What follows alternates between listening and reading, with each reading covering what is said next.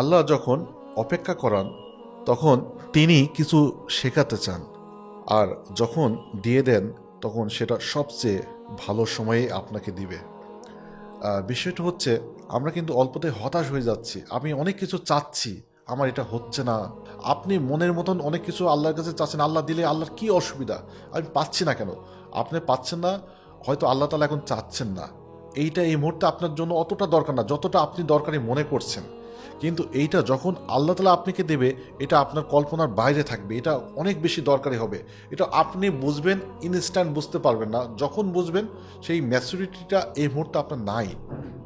আপনার জ্ঞান বুদ্ধি চিন্তার সাথে এই চিন্তা কখনোই মিলবে না। সেই জন্য সবর করতে হবে, বারবার আল্লাহর কাছে চাইতে থাকুন। ইনশাল্লাহ আপনার মনের আশা পূরণ হয়ে যাবে একদিন। হাল ছেড়ো না, কারণ তুমি জানো না ঠিক কোন সিজদায় তোমার কষ্টগুলো গলে পড়বে, তোমার দোয়া কবুল হয়ে যাবে।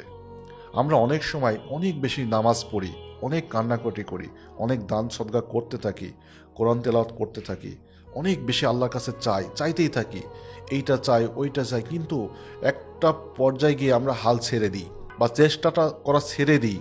তো আপনি যখন হাল ছেড়ে দিচ্ছেন, তখনই হয়তো আরও কিছুদিন যদি আপনি চেষ্টাটা চালিয়ে যাইতেন, তাহলে ইনশাল্লাহ আপনার যেই কাঙ্ক্ষিত লক্ষ্য গন্তব্যস্থলে পৌঁছায় যেতেন।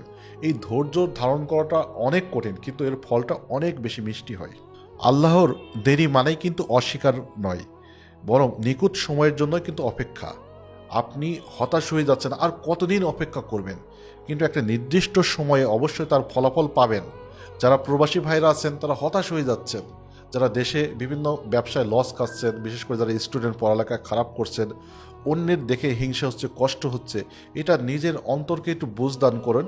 আপনি সঠিক রাস্তায় আগে আছেন কিনা এইটা নিজেকে জাস্টিফাই করেন। আপনি সময় মতো কাজটা করছেন কিনা, বেশি বেশি আল্লাহর কাছে দোয়া করছেন কিনা, কোনো গুনাহে লিপ্ত আছেন কিনা, কাউকে ঠকাচ্ছেন কিনা, এই সমস্ত বিষয়গুলো যখন চিন্তা করবেন, আর যদি আপনি সঠিক পথে থাকেন, ইনশাল্লাহ আপনার মনের আশা 100% কবুল হয়ে যাবে।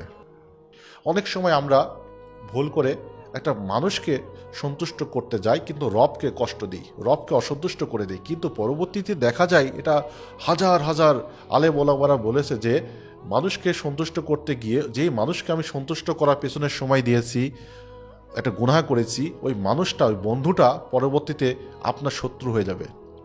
তাহলে আপনি একই সাথে আল্লাহকে হারাচ্ছেন, আপনার বন্ধুকেও হারাচ্ছেন।